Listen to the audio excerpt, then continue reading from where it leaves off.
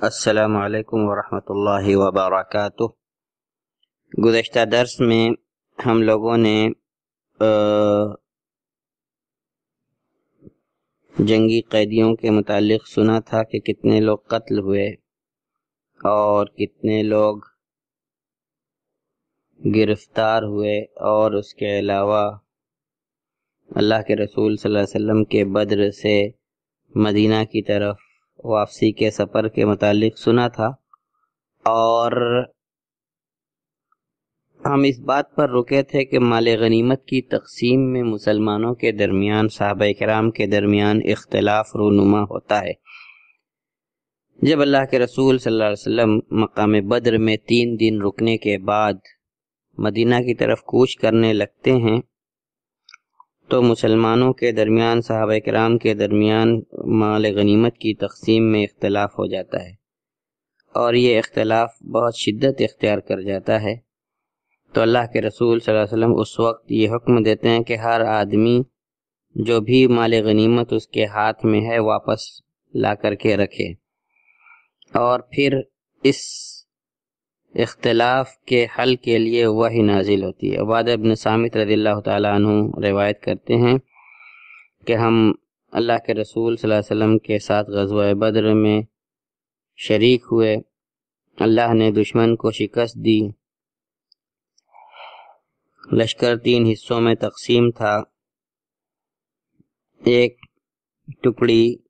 دشمنوں کو پیچھا کرنے اور ان کے قتل کرنے میں لگی تھی، ایک ٹکڑی مال غنیمت سمیٹ رہی تھی، اور لشکر کا تیسرا حصہ اللہ کے رسول صلی اللہ علیہ وسلم کی پہرے داری کر رہا تھا تاکہ دھوکے میں کہیں دشمن آپ صلی اللہ علیہ وسلم پر حملہ آور نہ ہو جائے۔ رات جب آتی ہے اور لوگ سب ایک جگہ اکٹھا ہوتے ہیں تو آپس میں گفتگو ہونے لگتی ہے۔ جو لوگ مال غنیمت سمیٹے رہتے ہیں وہ کہنے لگتے ہیں کہ ہم نے مال غنیمت سمیٹا ہے اور اس میں کسی اور کا حق نہیں بنتا۔ جو لوگ دشمنوں کا پیچھا کرنے اور ان کو قتل کرنے کے لیے نکلے تھے وہ کہنے لگتے ہیں کہ ہم سے زیادہ اس مال غنیمت کا کوئی حقدار نہیں ہے، ہم نے اس مال غنیمت سے دشمن کو بھگایا اور دشمن کو شکست دی، تب یہ مال غنیمت ہمارے ہاتھ آیا ہے، لہذا ہم اس کے حقدار ہیں۔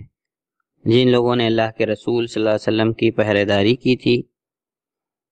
وہ لوگ کہتے ہیں کہ ہم اس بات سے ڈرے ہوئے تھے کہ اللہ کے رسول صلی اللہ علیہ وسلم پر دشمن غفلت میں کہیں حملہ نہ کر دے، تو ہم اللہ کے رسول صلی اللہ علیہ وسلم کے ساتھ مشغول رہے، لہذا مال غنیمت ہمارا حق ہے۔ انہی باتوں کی بنا پر اسی اختلاف کے نتیجے میں سورہ انفال کی ابتدائی آیتیں نازل ہوتی ہیں۔ اللہ تبارک تعالی سورہ انفال نازل فرماتا ہے، یسألونک عن الانفال قل الانفال للہ والرسول فاتقوا اللہ واصلحوا ذات بینکم واطیعوا اللہ ورسولہ ان کنتم مؤمنین۔ جب یہ آیت نازل ہوتی ہے، مال غنیمت اللہ کے رسول صلی اللہ علیہ وسلم مسلمانوں کے درمیان تقسیم کر دیتے ہیں، اور جنگی قیدیوں کو لے کر مدینہ کی طرف روانہ ہوتے ہیں، اور وہ مال غنیمت بھی آپ کے ساتھ ہوتا ہے جو کفار سے ہاتھ آیا ہے، اور اس مال غنیمت کی نگرانی پر عبداللہ ابن کعب رضی اللہ تعالیٰ عنہ کو مقرر کرتے ہیں۔ جب مقام صفرا سے آگے بڑھتے ہیں تو ایک پست نرم زمین پر رک کر کے، جو کہ مضیق صفرا کے تنگ راستے اور نازیہ کی وادی کے درمیان کا علاقہ تھا، وہاں رک کر کے مسلمانوں کے درمیان مال غنیمت تقسیم کرتے ہیں اور ہر ایک کا حصہ برابر رکھتے ہیں، اور اپنے لیے مال غنیمت کا 5واں حصہ جو اللہ اور رسول کا حق ہوتا ہے وہ خاص کر لیتے ہیں۔ مقام صفرا پر جب پہنچتے ہیں تو نضر ابن الحارث کو قتل کیے جانے کا حکم دیتے ہیں۔ نضر ابن الحارث ہی غزوہ بدر میں کفار کا جھنڈا اٹھائے ہوئے تھا، اور یہ قریش کے بڑے مجرموں میں سے ایک تھا، اور اسلام کے خلاف سازش کرنے میں اور اللہ کے رسول صلی اللہ علیہ وسلم کو تکلیف پہنچانے میں پیش رہتا تھا۔ اللہ کے رسول صلی اللہ علیہ وسلم نے حضرت علی بن ابی طالب رضی اللہ تعالیٰ عنہ کو حکم دیا اور انہوں نے اس کی گردن مار دی۔ پھر جب اللہ کے رسول صلی اللہ علیہ وسلم وہاں سے آگے بڑھ کر مقام ذبیح میں پہنچتے ہیں تو عقبہ ابن ابی معیط کے قتل کیے جانے کا حکم دیتے ہیں۔ یہ عقبہ ابن معیط اللہ کے رسول صلی اللہ علیہ وسلم کو بار بار تکلیف سے دوچار کرتا تھا۔ اسی نے اونٹنی کے پیدائش کے وقت کی غلاظت اور رکھ کر کے آپ کی گردن کھینچی تھی۔ آپ کی گردن پر سجدے کی حالت میں اونٹنی کے بچہ جننے کے وقت کی غلاظتیں رکھ دی تھیں۔ اسی نے ایک مرتبہ اللہ کے رسول کو چادر پکڑ کر کے اتنی زور سے کھینچا تھا کہ اگر ابوبکر رضی اللہ تعالیٰ عنہ آپ صلی اللہ علیہ وسلم کو نہ بچاتے تو ممکن تھا کہ ان کا قتل ہی کر دیتا یہ آدمی۔ تو جب اللہ کے رسول صلی اللہ علیہ وسلم نے اس کے قتل کا حکم دیا تو اس نے اللہ کے رسول صلی اللہ علیہ وسلم سے پوچھا کہ میرے بچوں کا کیا ہوگا؟ تو آپ اللہ کے رسول صلی اللہ علیہ وسلم نے فرمایا کہ آگ ان کا مقدر بنے گی۔ عاصم بن ثابت الانصاری رضی اللہ تعالیٰ عنہ نے اس کو قتل کیا۔ بعض روایات میں آتا ہے کہ علی بن ابی طالب رضی اللہ تعالیٰ عنہ نے ہی قتل کیا تھا۔ یہ دونوں اتنے بڑے سرکش اور اسلام کے دشمن تھے کہ ان کو صرف جنگی قیدی کہنا مناسب نہیں ہوگا، بلکہ یہ جنگی مجرمین تھے، اور جنگی مجرموں کی سزا ہی یا تو قتل ہے یا عمر قید۔ لہذا اللہ کے رسول صلی اللہ علیہ وسلم نے ان کی جرم کی سنگینی کی طرف دیکھتے ہوئے ان کے قتل کا حکم دیا۔ جب اسلامی لشکر مقام روحا پر پہنچتا ہے تو مدینہ کے وہ سرداران جو اللہ کے رسول صلی اللہ علیہ وسلم کو مبارکباد دینے کے لیے نکلے تھے، وہ اللہ کے رسول صلی اللہ علیہ وسلم سے ملاقات کرتے ہیں اور ان کو اس فتح کی، اس کامیابی کی مبارکباد دیتے ہیں۔ اللہ کے رسول صلی اللہ علیہ وسلم ان سے مل کر کے خوش ہوتے ہیں، اور اسید ابن حضیر رضی اللہ تعالیٰ عنہ اس موقع پر کہتے ہیں کہ اللہ ہی کے لیے تمام تعریف ہے جس نے آپ کو کامیاب کیا، آپ کی آنکھوں کو ٹھنڈک بخشی۔ اللہ کے رسول، میں بدر سے اس لیے پیچھے رہ گیا کہ مجھے لگا تھا کہ آپ قافلے سے ملیں گے، اگر دشمن سے ملاقات کی امید ہوتی تو میں اس جنگ سے، اس غزوے سے کبھی پیچھے نہ رہتا۔ اللہ کے رسول صلی اللہ علیہ وسلم نے فرمایا کہ تم سچ کہتے ہو۔ پھر اللہ کے رسول صلی اللہ علیہ وسلم کامیاب قائد کی طرح سے مدینہ میں داخل ہوتے ہیں۔ مدینہ کے اطراف جو بھی بدنیت لوگ تھے، مسلمانوں سے حقد اور بغض رکھنے والے، سب کے دلوں میں اسلام کی ہیبت طاری ہو جاتی ہے، اور بہت سے لوگ اسلام کی اس کامیابی کو دیکھ کر اسلام میں داخل ہو جاتے ہیں۔ اور اسی موقع پر جنگ غزوہ بدر کے بعد عبداللہ ابن ابی اور اس کے منافق ساتھی ظاہری طور پر اسلام میں داخل ہوتے ہیں، اور جنگی قیدیوں کو مدینہ پہنچنے کے دوسرے دن اللہ کے رسول صلی اللہ علیہ وسلم کے سامنے پیش کیا جاتا ہے تو وہ ان کو صحابہ کے درمیان تقسیم کر دیتے ہیں۔ ہر ایک کو کسی نہ کسی قیدی کا ذمہ دار بنایا جاتا ہے، اور اللہ کے رسول صلی اللہ علیہ وسلم ان کے بارے میں صحابہ کو یہ وصیت کرتے ہیں کہ ان کے ساتھ اچھا سلوک کریں۔ تو صحابہ بھی ان کے ساتھ سلوک کا ایک ایسا نمونہ پیش کرتے ہیں جس کی تاریخ میں مثال نہیں ملتی۔ خود کھجور کھا کر کے گزارا کر لیتے تھے، لیکن ان دشمن جنگی قیدیوں کو روٹیاں کھلایا کرتے تھے۔ اللہ کے رسول صلی اللہ علیہ وسلم نے ان قیدیوں کے سلسلے میں صحابہ کرام سے مشورہ کیا کہ ان کا کیا کیا جائے۔ ابوبکر رضی اللہ تعالی عنہ اور دوسرے صحابہ کی رائے تھی کہ یہی ہمارے ہی خاندان کے لوگ اور ہمارے قریبی رشتہ دار ہیں، تو میری رائے یہ ہے کہ ان سے فدیہ لے لیا جائے۔ جو ہم ان سے مال لیں گے وہ ہماری طاقت کا سبب بنے گا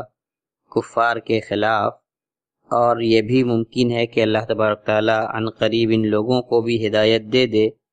تو یہ لوگ بھی ہمارے حامی اور مددگار ہو جائیں۔ اللہ کے رسول صلی اللہ علیہ وسلم نے حضرت عمر بن الخطاب رضی اللہ تعالیٰ عنہ سے بھی مشورہ کیا۔ حضرت عمر بن الخطاب رضی اللہ تعالیٰ عنہ کا مشورہ ان کے حضرت ابوبکر کے رضی اللہ تعالیٰ عنہ کے بالکل برخلاف تھا۔ انہوں نے کہا کہ مجھے ابوبکر کی رائے سے اتفاق نہیں ہے، بلکہ میری رائے یہ ہے کہ آپ مجھے فلاں پر قدرت دے دیں، فلاں کو میرے حوالے کر دیں، میں اس کی گردن مار دوں، اور فلاں کو علی کے حوالے کر دیں، علی عقیل ابن ابی طالب کو جو علی رضی اللہ تعالیٰ عنہ کے بھائی تھے ان کو حضرت علی کے حوالے کر دیں، وہ ان کی گردن مار دیں، حمزہ کو ان کے فلاں بھائی کو، حمزہ کے حوالے ان کے فلاں بھائی کو کر دیں، حمزہ اپنے بھائی کی گردن مار دیں، تاکہ اللہ کے دشمنوں کو یہ پتہ چل جائے کہ ہمارے دلوں میں مشرکین کے لیے کوئی نرمی نہیں ہے، اور یہ لوگ تو کفر کے سردار اور ان کے امام اور لیڈران ہیں۔ اللہ کے رسول صلی اللہ علیہ وسلم کا میلان ابوبکر رضی اللہ تعالیٰ عنہ کی رائے کی طرف تھا۔ حضرت عمر رضی اللہ تعالیٰ عنہ کی رائے کی طرف آپ نے توجہ نہیں کی، فدیہ لے کر کے ان کو چھوڑ دیا۔ آئندہ صبح حضرت عمر رضی اللہ تعالیٰ عنہ ابوبکر اور نبی کریم صلی اللہ علیہ وسلم کے پاس جاتے ہیں تو ان کو روتا ہوا پاتے ہیں، پوچھتے ہیں کہ اللہ کے رسول کیا بات ہے، مجھے بتلائیے، آپ کو اور ابوبکر کو کون سی بات رلا رہی ہے رضی اللہ تعالی عنہ؟ اگر رونے کی کوئی وجہ ہوئی تو میں بھی روؤں گا، اور رو نہ سکا تو رونے کی کوشش ضرور کروں گا۔ اللہ کے رسول صلی اللہ علیہ وسلم نے فرمایا، آپ کے ساتھیوں نے جو مجھے مشورہ دیا تھا کہ جنگی قیدیوں سے فدیہ لے لیا جائے، تو ان کا عذاب میرے اوپر اس ایک قریبی درخت تھا، اس کی طرف اشارہ کر کے آپ نے کہا کہ اس درخت سے بھی قریب ان کا عذاب مجھے دکھلایا گیا، یعنی یہ فدیہ لینا غلط تھا۔ اللہ تبارک تعالیٰ نے ان کا عذاب میرے سامنے کیا کہ دیکھو یہ اس عذاب سے دوچار ہو جاتے اگر میں نے قرآن مجید کے اندر فَإِمَّا مَنًّا بَعْدُ وَإِمَّا فِدَاءً نہ اتاری ہوتی، یعنی فدیہ لینے کی بات خود اللہ تبارک تعالیٰ نے قرآن مجید میں نازل نہ کی ہوتی، لیکن وہ اس صورت میں جب گھماسان کی جنگ ہو چکی ہو، اور غزوہ بدر میں جتنی جنگ ہوئی تھی اس کے اعتبار سے ابھی وہ فدیہ لینے کے لائق نہیں تھی۔ اللہ تبارک تعالیٰ نے اسی موقع پر سورہ انفال کی آیت اتاری، ما کان للنبی ان یکون لہ اسری حتی یثخن فی الارض، کسی نبی کے لیے جائز نہیں کہ اس کے لیے جنگی قیدی ہوں یہاں تک کہ زمین میں خوب گھماسان کی جنگ ہو۔ تريدون عرض الدنیا، آپ لوگ دنیا کی نعمتوں کو چاہتے ہیں، واللہ یرید الآخرہ، اللہ تبارک تعالیٰ آخرت کو چاہتا ہے، واللہ عزیز حکیم، اللہ غالب حکمت والا ہے۔ لولا کتاب من اللہ سبق لمسکم فیما اخذتم عذاب عظیم، اگر اللہ تبارک تعالیٰ کی کتاب سابق نہ ہوتی، یعنی اللہ نے تقدیر میں لکھا نہ ہوتا کہ ایسا کرو گے، تو جو کچھ تم نے لیا ہے اس کے بدلے تمہیں بہت بڑے عذاب سے دوچار ہونا پڑتا۔ اور لولا کتاب من اللہ سبقہ سے اشارہ اس طرف بھی ہے جو اللہ تبارک تعالیٰ نے اتارا تھا قرآن مجید کے اندر کہ فَإِمَّا مَنًّا بَعْدُ وَإِمَّا فِدَاءً، تو اس آیت میں فدیہ لینے کی اجازت ہے، اسی وجہ سے صحابہ کو عذاب سے دوچار نہیں ہونا پڑا۔ وَإِنَّمَا نَزَلَ الْعِتَابُ لِأَنَّهُمْ أَسَرُوا الْكُفَّارِ، مفسرین لکھتے ہیں کہ ان کے اوپر ملامت اس لیے اتری کہ انہوں نے کفار کو قیدی تو کیا تھا لیکن زمین میں بہت گھماسان کی جنگ نہیں ہوئی تھی، پھر انہوں نے فدیہ لینا بھی ان مجرموں سے قبول کیا تھا جو صرف جنگی قیدی نہیں تھے بلکہ جنگ کے مجرمین تھے، جن کو کہ اگر نیا جنگی قانون کے حساب سے دیکھا جائے تو ان کو چھوڑتا نہیں ہے، بلکہ ان کو اس قانون کی روح سے مقدمے چلنے اور سزا یا قتل سے دوچار ہونے سے کوئی چیز روک نہیں سکتی تھی۔ یعنی ان لوگوں کا جو حال تھا وہ یہ تھے کہ یہ جنگی قیدی نہیں بلکہ جنگی مجرم تھے۔ نئے قانون کی روشنی میں بھی ان پہ مقدمہ چلتا اور یا تو ان کو سزائے موت ہوتی یا عمر قید۔ اور چونکہ ابوبکر رضی اللہ تعالی عنہ کی رائے پر اللہ کے رسول صلی اللہ علیہ وسلم نے ان سے فدیہ لیا تھا، تو کسی سے 4000، کسی سے 3000، کسی سے 1000، اور مکہ کے لوگ پڑھے لکھے تھے، لکھنا پڑھنا جانتے تھے، مدینہ کے لوگوں کو لکھنا پڑھنا نہیں آتا تھا۔ تو جن کے پاس کوئی روپیہ پیسہ نہیں تھا تو ان کو 10 لوگوں کو سپرد کیا جاتا کہ وہ ان کو لکھنا پڑھنا سکھائیں گے، اور جب یہ لوگ لکھنا پڑھنا سیکھ جاتے تو یہی ان لوگوں کا فدیہ قرار پاتا۔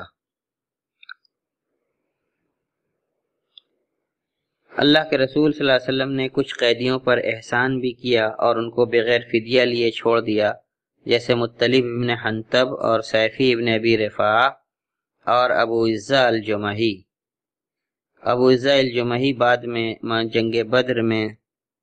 قید ہو کر کے قتل ہوئے،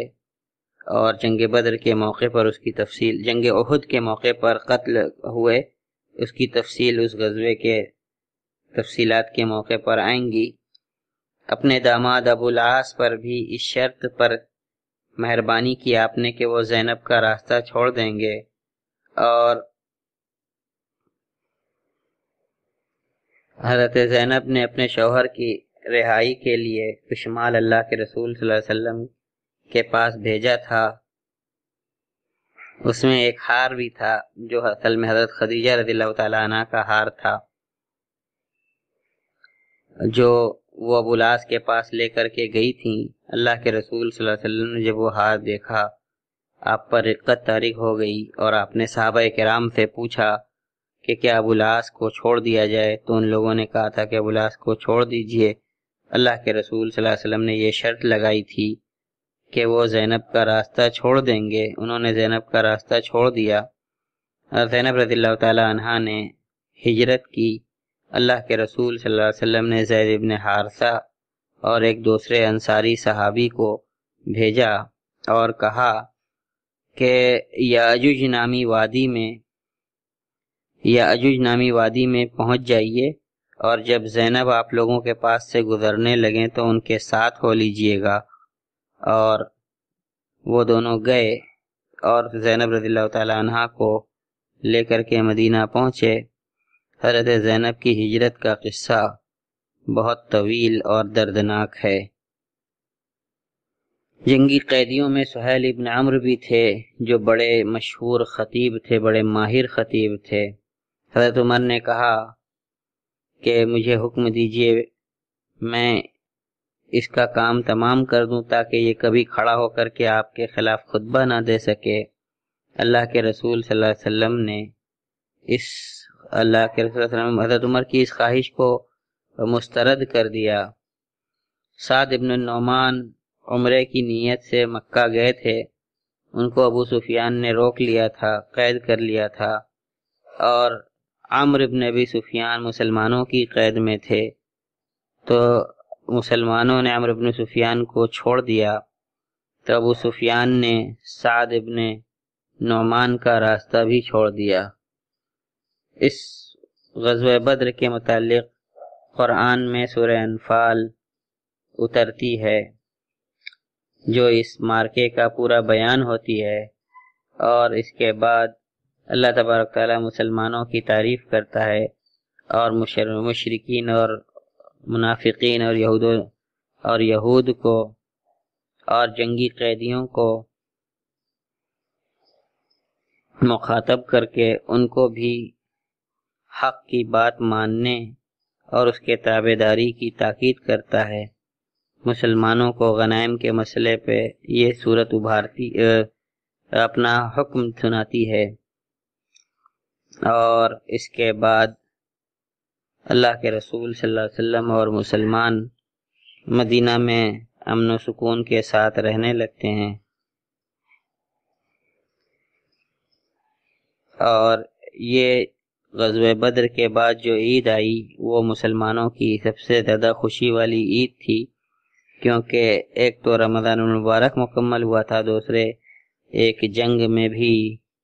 ان کو کامیابی نصیب ہوئی تھی جس میں ان کی تعداد دشمنوں کے 1/3 بھی نہیں تھی۔ یہ سب اللہ کے انعامات تھے جو مسلمانوں پر یکجا ہو گئے تھے، لہذا ان کو بڑی خوشی نصیب ہوئی، اور اسی پر جنگ بدر کے واقعات کا اختتام ہوتا ہے۔ مسلمانوں کو بھی اس بات کا خدشہ رہتا تھا کہ ابھی کفار مکہ چین سے نہیں بیٹھیں گے اور کوئی نہ کوئی سازش مسلمانوں کے خلاف ضرور رچیں گے، اور احتیاط کا تقاضا بھی یہ تھا کہ صحابہ کرام اور اللہ کے رسول صلی اللہ علیہ وسلم بھی مکہ والوں سے بہت زیادہ مطمئن نہ رہیں، لہذا غزوہ احد سے پہلے اور غزوہ بدر کے بعد بہت ساری جنگی نقل و حرکت جاری تھی، جن کو ہم انشاءاللہ اگلے درس میں سنیں گے۔